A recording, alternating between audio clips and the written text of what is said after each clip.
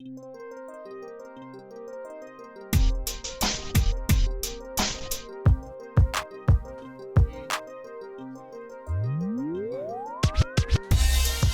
yo, it's the bottom line. Welcome everybody. Thank you for tuning in where we talk about entertainment, sports, and of course trending topics. I'm your host with the most, Mandre, aka Mandrizzle Davis, and I am thanking everybody for tuning in. We got some great topics to talk about today. I'm gonna go ahead and introduce my guests live in the Queen City, all the way from Raleigh. It's my man, the artist known as the Docctah. All right now, what's up, everybody? How you doing today, man? Doing lovely. Same thing. I was gonna just jump right into it. I know earlier we were just starting to discuss some things, and we were saying how people are really going through a lot today in these times as far as trying to get on in the entertainment and music industry. Oh yeah. And the question is, how far are you willing to go? So I'm gonna shoot it to you, and then I'm gonna answer too. But Okay. would you go as far as a P. Diddy situation to get you a contract and get on? Everybody expected me to say, hell no, I would not. But you got to speak in specifics with me, okay? I would have a contract. None of that Illuminati extracurricular stuff going on, you know. I'm not bending over for nobody.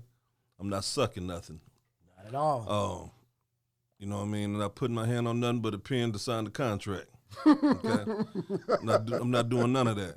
All that's going to be on the contract, and I'm going to have protection behind me verifying this thing. That's right. Now, if he's willing to do it like that, cool. All promises going to be on paper. You're going to have to promote my stuff on time, everything. You know what I mean? Else you're going to be at fault, and you're going to be hurt. That would be the only conditions I would do it. But, yeah. Yeah, I agree with that, man.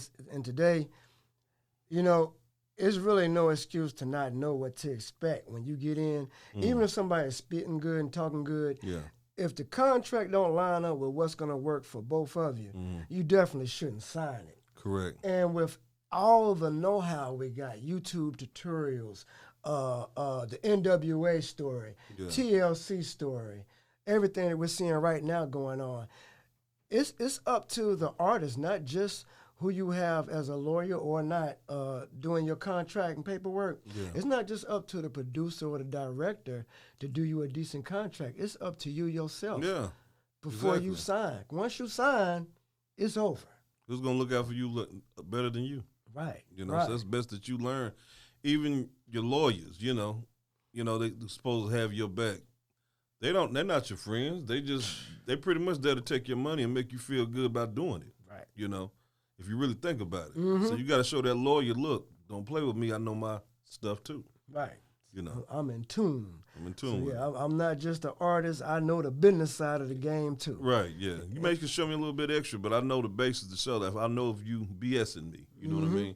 You got to at least know that much. Yeah, and you got to read. Like, I honestly just had a situation where I had to get an attorney for a slip and fall incident. And I was at the office, and they were like, they came back about 10 minutes later.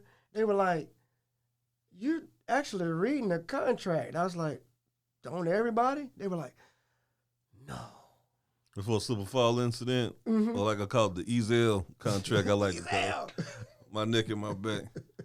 Did you win? 50,000. It's actually going right now. They said they're definitely going to win because they said, we won't take your contract if we can't win big because you got to get paid and we got to get paid That's too. how it always should be. I think that's how the whole lawyer system should be because, like, I know people that pay lawyers a gang of money and didn't get nowhere, you know, but your money's gone. I don't think no case should be, I mean, I understand like a small, maybe what they call a deduction fee, like $500 for your time or something to that effect. Right. But you're not getting these big dollars unless I win. Right. And if I walk away with nothing, you walk away with nothing. That's how it should be. That's it. But you know. You definitely ain't walking away with more. Exactly. I'm the reason why we getting paid. Precisely. But for the question you asked me earlier, adding to that, I don't really care. I just so happen to be one of those rappers. I don't care about the glitz and the glamour. You know, I'm also into the money and the respect aspect. Like we talked about Scar. If I had to choose a rap career to be like, I would like to have him. Absolutely. It's his career because he's not all on these award shows every time you see him. Mm-hmm. He does it when he feels like it. Right. He spits the hardest stuff. He's known for his talent. Not by who he's dated. Not by what I'm saying, who he was found in bed with. Now, none of that. He's respected by his talent alone. His craft. Exactly, just your craft. So I would be more satisfied if my album got me 6 to 8 figures a year. I'm good with that. You know what I mean? Right. Just like a good paying job. I'm good with my. It's doing pretty good now, but I would rather get to that point where I'm taken care of and comfortable. Mm-hmm. Like Pac said, all I want is money after fame. I'm a simple man. I'm pretty much like that. I want that respect, but all that extra comes with a price. Absolutely. You have no private life. Somebody's taking a picture of you when you get in a limo. You seen with this girl. She probably just was in there giving somebody you giving a ride, but now you with this girl. You seen with this one.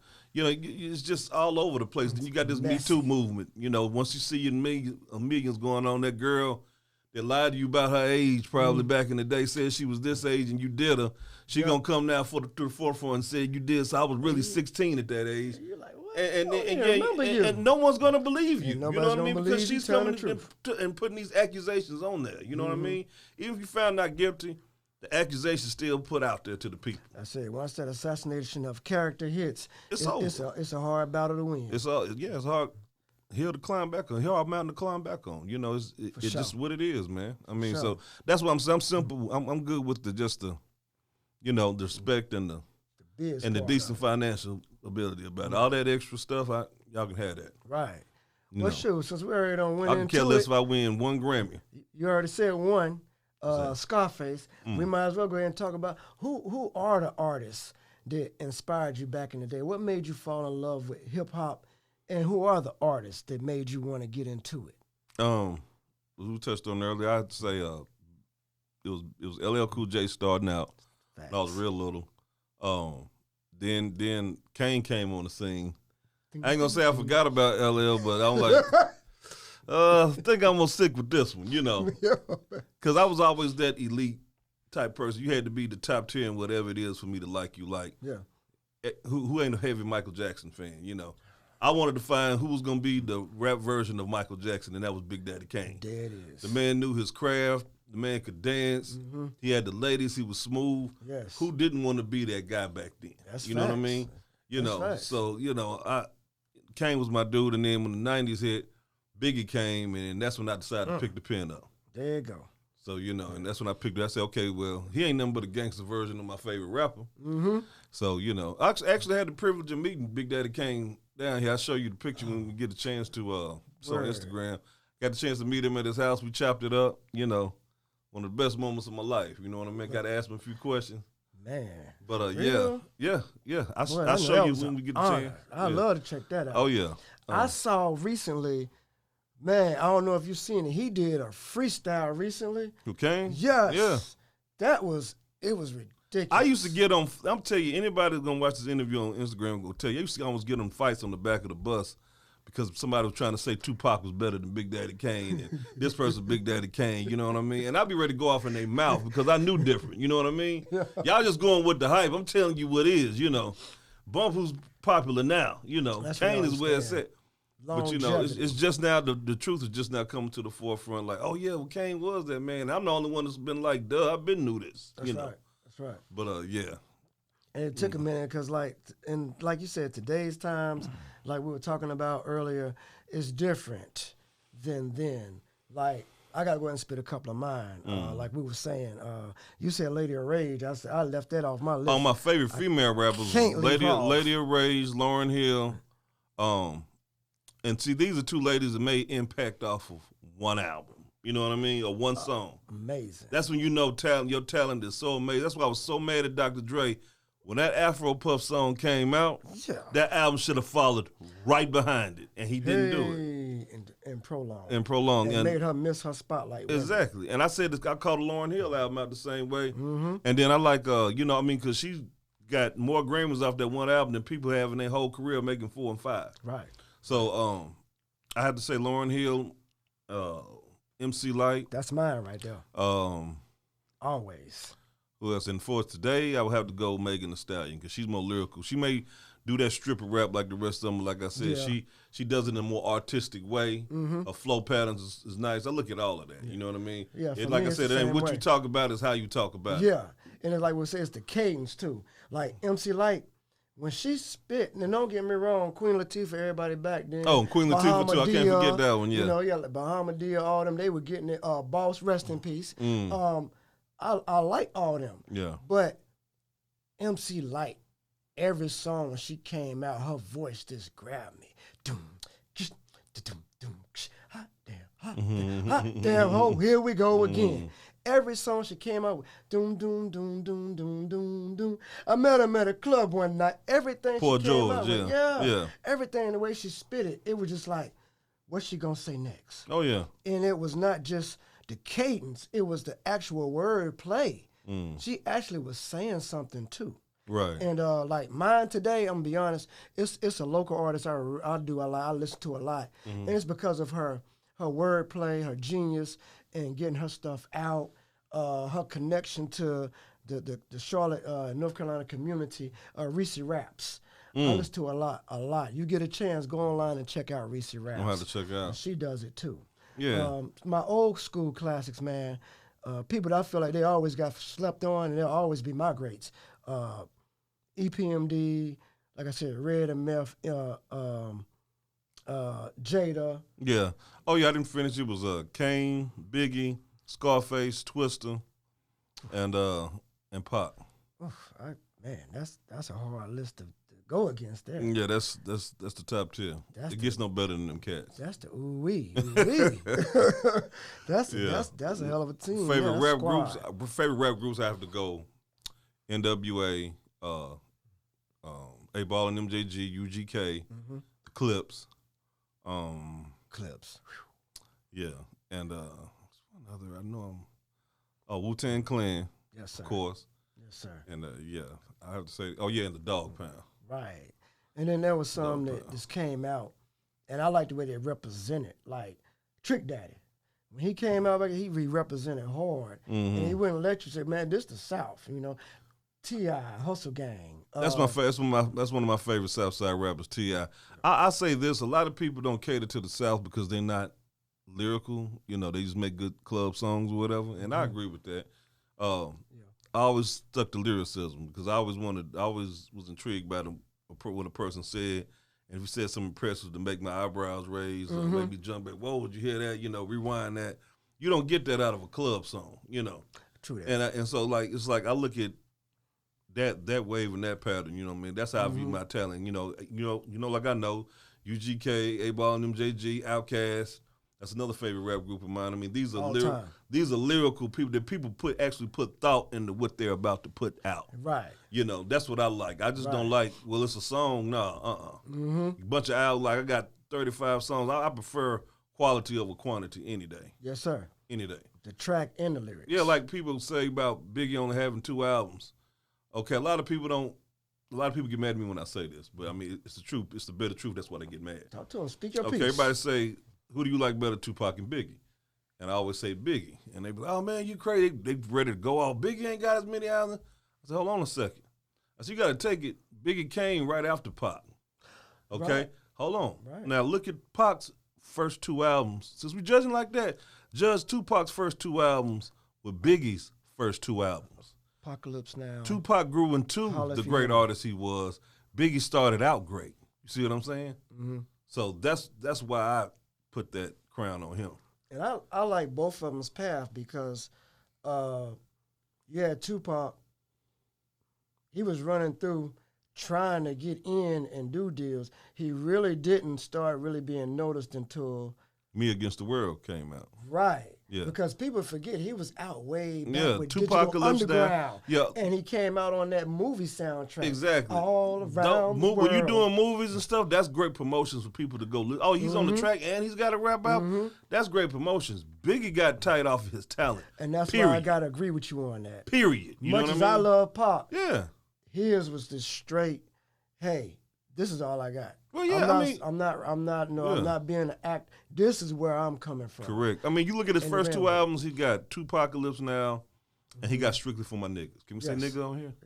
Yeah. Okay, let's make. Yeah. We're gonna air it nice. So it's okay. Good. All right. Well, you got Tupac, Strictly for My Niggas, and his first album, Tupacalypse. Now when he was on some Black Panther stuff. Right. He had the Brenda Was a Baby hit. You know what I mean? But the album as a whole, I don't know. Right. Strictly for My Niggas album, I had that as well. Right. I only like 3 tracks on there. Holla If You Hear Me. I Get Around. Right. And forget the other one. Mine was Last Words with Ice-T and Ice Cube. Yeah. He had that on there too, didn't he? Ooh, man. Yeah, okay. Yes. Yeah, see that right there. And see, like, you know what I'm saying? But like, you compare Biggie's first 2 albums with Tupac's first 2 albums, there's no comparison. And it's the evidence, like you said. That's why I always tell people today, okay, you say this, that, and yada, yada, but what does the evidence say? What does the evidence say? If Biggie came out with 3 or 4 or 5 more albums and with a couple movies, I mean, I believe he would have been bigger than Tupac. Yeah, I honestly gotta. Y'all don't be mad at me, but we dealing facts and reality here. I gotta agree. Yeah, I mean that's how I feel about it. And I'm not discrediting Tupac at all. Like you know, I believe him going to jail and that stuff he went through getting shot is what made him the artist that he was, because he didn't start out that good. Right. Until he had some pain happen in his life. You take into mind that album, that movie, The 5 Heartbeats, when old boy Robert Townsend, when he accepted his award, he was like, you know, my producer told me I'll be a better artist once I went through a lot of pain. Yeah. I didn't know what that meant. Pac is a prime example of that. Yes, you know? Sir. So. Yeah, because he had, once that happened, it changed his mindset. Yeah. And you started listening to stuff he was saying. It was stronger songs. I wonder if Heaven Got a Ghetto. Blah, blah, blah, blah, blah. And it really did. It changed as things. Yeah. As he went through so much pain, that's what made his music even better. You know, 50 Cent. After he got shot, then what? Many men. You know? Because his underground mixtapes they were a fool. Yeah, pain sells. Once he went through what he went through, it switched up. Yeah. And then he got the rasp because he had the hole. It changed his voice. They gave him more. And next thing you know, hooked up with Eminem and Dr. Dre, and it was on from there. But, you know, the business side is a big part of it, too. You know, I was just talking with them earlier, right before you got here. Today's times is different than it was back then. You know, you had the A&Rs, you get your contract, and you're shooting. Today, if you don't have visuals, it's really hard. It's really hard to get your stuff out there. And I was gonna ask you about that. Like, how are you doing yours? Just to give people that are coming up and trying to understand this game today. Yeah, how are you doing yours? You know what? And to be honest with you, you know, I'm not gonna let this interview fool my fans. I'm still learning. You know, let's be straight up. Bro. I'm being real with it. I mean, I'm still learning. I'm independent because I don't. You know, I've been had offers of things, but you know, this is what we talked about earlier. I'm not gonna do this. I'm not gonna do that. I'm not gonna make a penny a record while you making, you know, the excess money after I make a penny off my stuff, and I'm the one bringing the talent. Yeah, that's not gonna happen. That's right. So you know, unless a big time, would you say record label such as like Aftermath or somebody want to put me on or something like that, you know. Because I know that's an instant lottery ticket right there. I mean, you'd be stupid not to, you know, unless they're not asking you to do no Diddy stuff. That's a instant lottery ticket right there, you know. I'm laughing, man, but it's so it's real. serious. It's real. I mean, you don't know how that many goes people, with it. Yeah, that goes with it. I was watching what's his name? The guy that played Fred Sanford's son, Lamont. They was interviewing him, and he said the industry is swarmed with booty pirates. You know, as he called them, booty goons. Because, you know, he was like, and I believe him because he has his career is over. He has no reason to try to get attention or whatever, you know. So, yeah, so I mean, that's so what I'm doing basically, I'm doing my independent stuff. I'm getting some T-shirts printed. I got my music on Spotify. Those that want to check me out, a lot of people just press the Docctah, and my name is not spelled like that. I did have it like that, but there was too many people trying to bite the style. So, you spell it THA is in the DOCC is in 2 C's, TAH is in hot. Okay, all right. That's how you spell the Docctah. Gotcha. Remember, you put that 2 C's in there. I even had people. I'm looking at it right now. I even had people put the 1 C in there, still trying to buy. That's why I put the 2 C's in there. But you check me out. You know what I'm saying? You'll see. Basically, I'm all about the talent, the craft, my longevity, my range. You'll see a couple radio freestyles on there. You'll see my album, my mixtapes. You even see years back when I was young, when I first tried to get off into this thing, I had an accident. I actually caught a stroke or whatever prior to getting back on. Mm-hmm. But my first video, I had 8Ball on my first video. What? Yeah, it's on that Know That Rodeo video. Yeah, he's on the beginning. Oh, I got to pull that up. Yeah. Man. Yeah, we got to watch this after the podcast. Yeah, he's on the beginning. But yeah, it's basically, you know what I'm saying, I'm looking for that, you know, just getting my name out there. And like I said, I'd be satisfied with making 6 figures. I mean, I don't have to be a glitz and glamour rapper. Right. I just want to be respected as a good one. You know, it's the same for me. I have this conversation all the time. People say, man, your wordplay is inhuman. And you at home, you don't went from PreSonus to Pro Tools to PreSonus, back to Pro Tools, and now you're learning Logic Pro. You do your own tracks. I've seen you on stage at different shows recently, Pornetry. So they're like, why are you not Drake superstar status? And it's exactly what you just said. A lot comes with that. I've got to that point where ample times it's been, what are you going to do for it? And I'm just not willing to sell my soul or my booty hole to be top notch. I'm not going to do it. So I've had to start learning live That's stream. funny you said that, because I said that in the mixtape song, If I Was a Millionaire, Master Million Brazilian women is what I gotta have, but to sell my soul an asshole, no, don't want it that bad. And I don't, you know what I mean? So I said that in the song. So that's a motto. That's a motto from now on, bro. I mean, that's just what it is. I can't do it. Can't do it, man. And then to have people looking up to me say, man, you just went out like all your rappers you like now that you just got done talking about, it just came out about them. Yeah. I can't do that. And you know what? A lot of people might say, especially now in these days, Doc, you talking homophobic. Dang, you should be talking. Let me tell you something. I was raised by the Good Times daddy. Hey.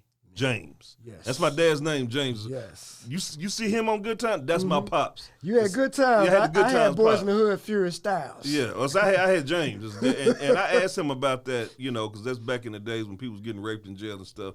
And I was like, Pops, I was like, you went to jail before?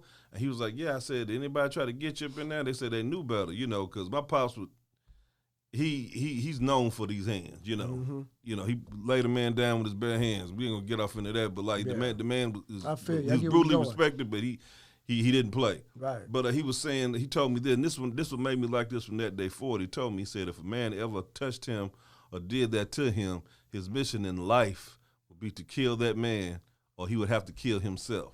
He said, because I prefer death first before I live with that. Right. And my dad said that. Ain't a check big enough you can cut me. You know what I'm saying? It's big standing up and on my knees. Like, I just can't do it. So my dad put that in my head and blamed that man for who I am. That's just what it is, you know. My dad drilled into me when I was young, and it pops in my head to this day when it gets ready, stuff get ready to pop off, and I be and I have to think. You're at a point now, you're an OG. You got to move like an OG, because people, regardless of what other people think, you need to lay the path that you said you wish you had for yourself so that others can come up in it. But the statement was, and the reason I remember it was pasted in my room door. It was in the kitchen and on the refrigerator. I had to see this every time I got in trouble. Right. And it was, acts have consequences. You must be responsible for your own acts. Yeah. So if you moving something and do something, is it going to be worth the pros and the cons that you doing what you're doing? Mm-hmm. If not, then I suggest you don't do it. It ain't worth it. Like the guy said on the Tupac movie, don't do something 5 minutes, going to get you 50 years. You know, something that takes only 5 or 10 minutes is going to get you 50 years. And that was a deep line, you know. That's real hard, man. I forgot about that, to be honest. Yeah. So let's talk about, man, some of your music while we got you here. Okay. I was just looking on your Bandcamp, and I had the Send Me an Angel pulled up. Actually, I wanted to put on a snippet and listen to that. Go ahead. But we got some other songs. It's some lyrics I want to just ask you where your mind was at when you popped off those lyrics. Okay. So we're going to see if we get the Bluetooth kicking in good. This is just a snippet of Send Me an Angel. I've committed many sins. All right. Please send me an angel in order not to repeat these many sins again. No doubt about it, bitch, my passion is rapping. I'm like that gun that made you run when you heard them rounds clapping. Come feel me now, I do this shit to stay lit and keep my dome strong. And to keep from coming up in your home, taking everything you own. My pillars keep coming on up and fuck any bad bitch that came my way. Until I learn these so-called bad bitches on the dick just trying to get paid. All I want is checks and respects, 2 kids in a crib that's laid. I think red bone up in my home to suck dick and lick balls till the nut cascades. I'm like a hooligan, willing to come and do again. Trying to be reformed, but never to use a tool again. Marry your bitch, shit would have to be a Nubian. Sign a prenup, cause I would never be a fool again. I'm living good, but with the feeling of sinning. Lord, accept me, please help me. Stress got my head spinning. Hold on, okay. We're gonna slow down, all right, because they might have been ready for that. Hold on. I'm trying to tell you, I got to give you some props on that, boy. Thank you. Wow. Yeah. I good googly moogly. So, man, go ahead and break that down, because some of the stuff we were just talking about, you actually said in there. Yeah. Where was your mind really at when you made Send Me an Angel? Oh man, I was going through it, man. Me and my girl was into it.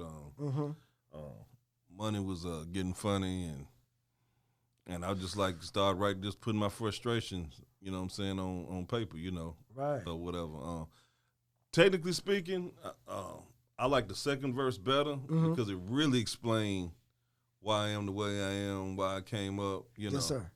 And I don't know if you ever chose to play a snippet of that, but if you really listen to it, it's telling me I'm wondering how I'm gonna live or how I'm gonna die, what's gonna be the cause of my death, you know. Yeah, I was listening to it, man. Yeah, things like that runs through my mind a lot, especially as I'm getting older, you know.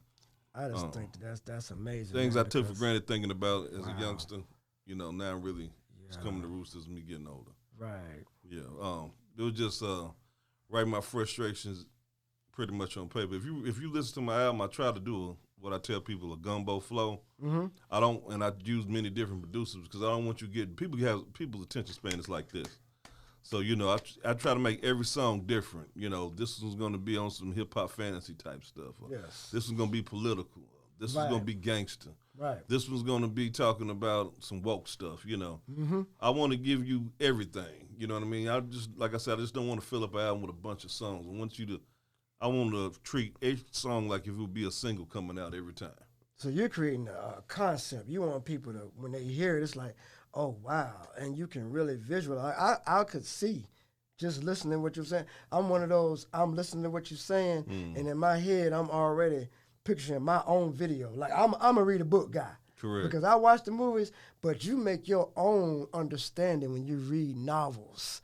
So when I hear the music, I'm making my own video in my head already. Yeah. And that stuff is just very vivid, bro. I really like that, man. Yeah, like I said, Big is my favorite rapper. He was a lot like that, you know, real visual, cinematic. I got a song that he inspired me to do on there called Nashville Nights. Oh. Well, shoot, we can get a snippet on that because I got that right here. Let's get a peep on that right quick, see what you're talking about.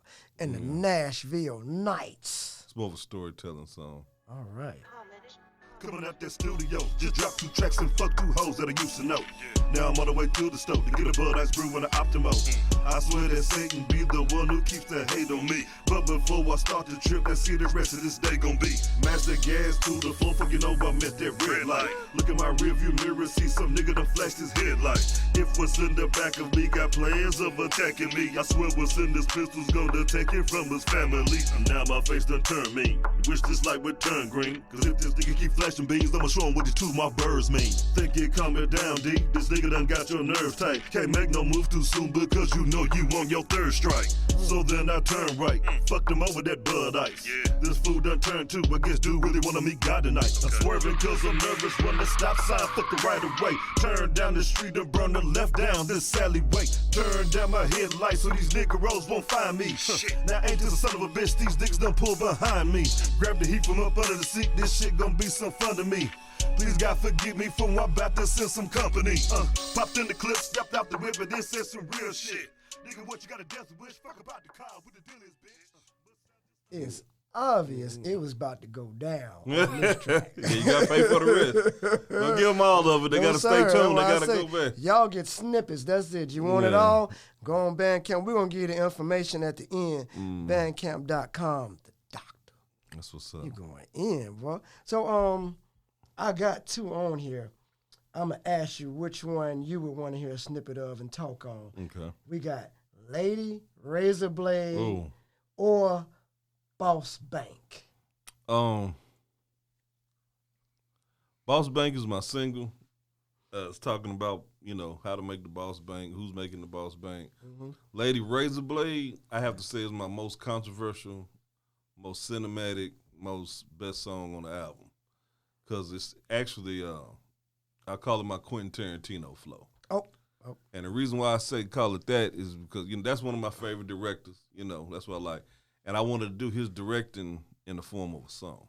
Good God Almighty. And it's basically loosely based off a true story. It's actually about a girl who was statutory abused. I ain't going to use the R word, but she was statutory abused by her older brother. Okay. And it messed up her mind when she was young. It messed up her mind, and he ended up going to jail for it because he had been known for doing other family members as well. So he finally got his and goes to jail. It messed up her mind. She gets a girlfriend. She's on some other stuff. She hates men, and her vendetta against men is so strong. She'll entertain you and believe she want to get with you. You know what I'm saying? You could get the chicks or whatever. And as soon as y'all in the bedroom doing the damn thing, you know what I mean? As soon as you reach that climax, that blade coming out of her mouth, she's slitting your throat. Yeah. Oh, man. And, she's waiting on him to get out of jail in order to kill him. And I ain't going to tell you everything. And the end of the song tells you how she did it, how she plotted it, and all that kind of stuff. But her demise, her demise is like she ends up dying because one of the guys she did that to, she thought she got him, but he killed her later on because he had the AIDS virus. So, yeah, it's deep. Oh, my God. Yeah. I wish I had known you when you made this. I would have loved to have been the Kendrick Lamar to your Lil Wayne on this track. Yeah, everybody likes that song. Everybody likes that song. We're going to definitely get a snippet on that right All right. quick. Just a snippet. It's a video to it, too. If y'all check it on YouTube, it's a video as well. Oh, word. It's a video. We're going to come back to that.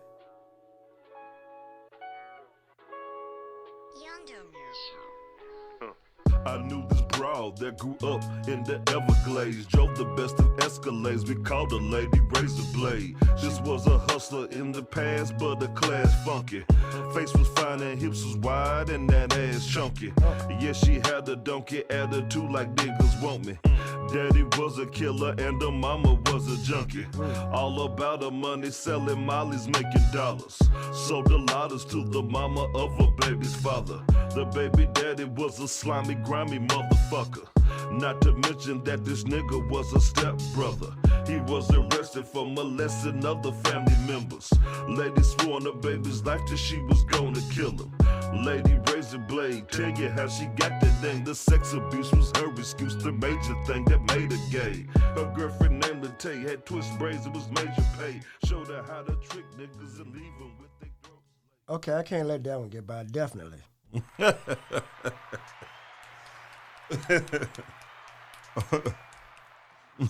that is fire, bro. Thanks, man. That is fire for Appreciate real. it. I'm a big fan of content, like we were saying. I'm listening to the track as far as how you laying it down. Is it even? Is the bass way loud up here, but the piano way back in, you can't hear it. I'm listening to the wordplay.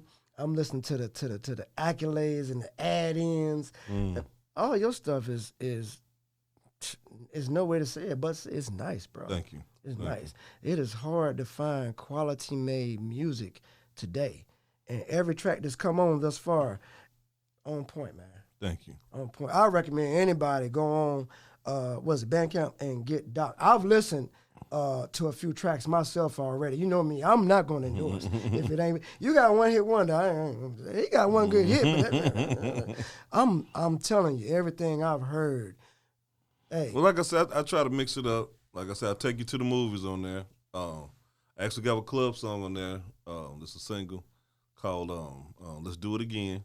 Let's do it again. Yeah, that's for the club, you know, because that's basically what sells, you know. Yes. That's what the ladies appeal to. So Got I did. to have that. Yeah, I did that for them. Let's do it again. That's that Tupac. Yeah. With the ladies, the dudes gonna get what the ladies want. You got to do is get what the ladies want. Right. And I took you to the movies one more time on other than Nashville Nights. The last track on the album called Club Dope. Club Dope. And what that's about is that's on some hip hop fantasy type stuff. That's how it's to where all the drugs in the alternate world had a party. You know. Wow, all the drugs. You know what I'm saying? Lady Heroin comes in there. You know. It's like all that kind of stuff. DJ PCP is on the turntable. Got all that stuff, you know. Okay. DJ Amphetamine, you know. Okay. I got to get 30 seconds of that. You done got me now. Last one, y'all. All right. I'm playing more tracks than he wanted to be played. Exclusive. Motherfucker, get your bullshit. Nah, for real though. There's a spot called Club Dope in an alternate world. Check it, I'ma tell you about it. Check it. Yo, hey, nigga, but you didn't know. It was a place that on the low another long time ago. A little cutthroat spot by the name of Club Dope. See, this how it was and how the story goes. So, let me quit bullshit and get it started. I know what I'm saying just might sound a bit retarded. But one night all the drugs they had a party. It was so on you would think it was thrown by Bob Marley. And I mean, that shit was rather lit. DJ Amphetamine was playing all of the hits. Nigga had the club crunk at 110%. Had the female kind shaking ass, kissing hips. Security filling them up, not giving a fuck. As long as they didn't jump and they was paying the bucks. A few guns was in the club, but they stayed in the cut.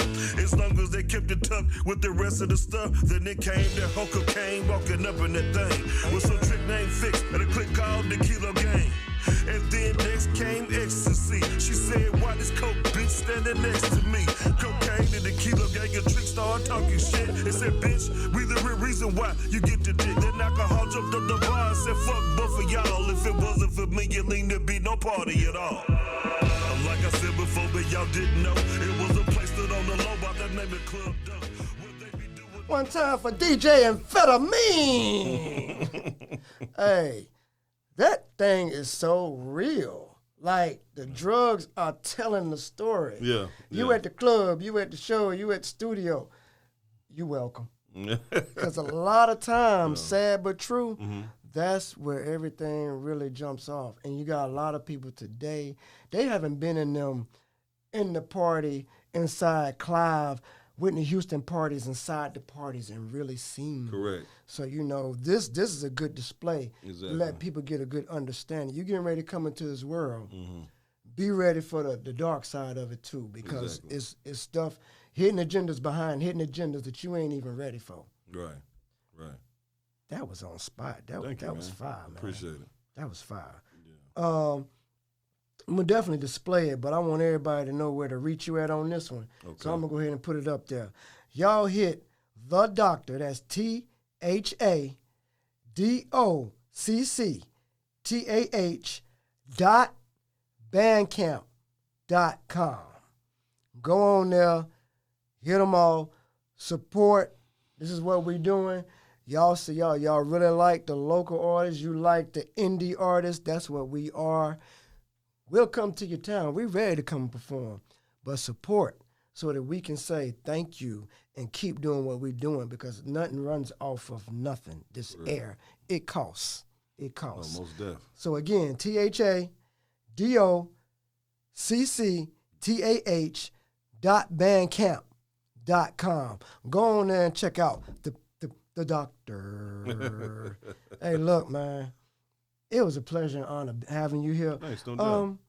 What you got coming up? What you got coming up next, man? I got an EP coming out. It's like gonna be a 7-track EP.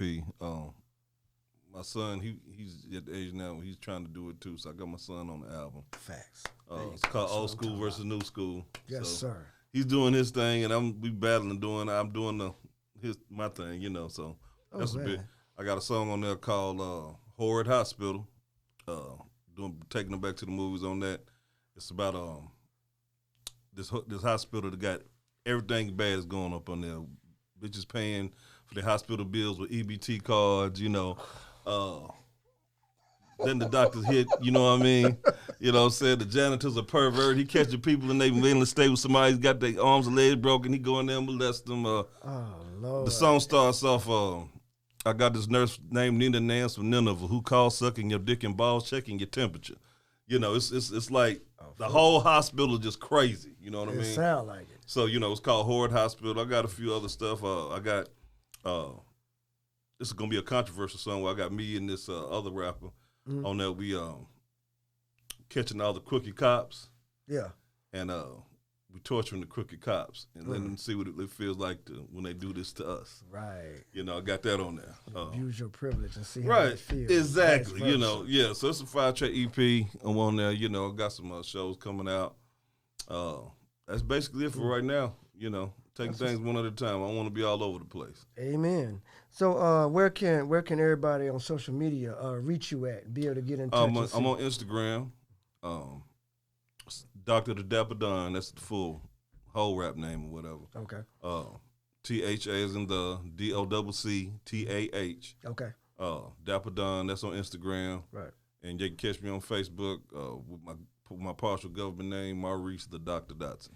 There it is. That's on there. On Spotify, I'm on every link you can think of. I'm on YouTube. All my videos on YouTube. Check them out. All right. And that's pretty much it. Well, we're gonna sit and chop it up a little bit because you know I worked a little more on that track you heard the other night, and I think it's gonna fit that Horde Hospital. And if you already got a track, I guess do a remix. Okay. But look, I'm ready to get into it with you, man. Because look, it's inspiring to me. Thank you. And then to have somebody at my age as well, you know, and I just can't wait. And it's North Carolina. Oh yeah. How can we lose? So man, thank you for being on the show, Place of the Queen. Mr. Docctah. No doubt. One time for our man doing everything, man, to put it together. I call him Ant-Man. He's on the production right now for the show. There you go. Thank everybody for tuning in. We'll definitely look forward to seeing you next time. It's your host with the most, man, Drizzle, and this is The Bottom Line.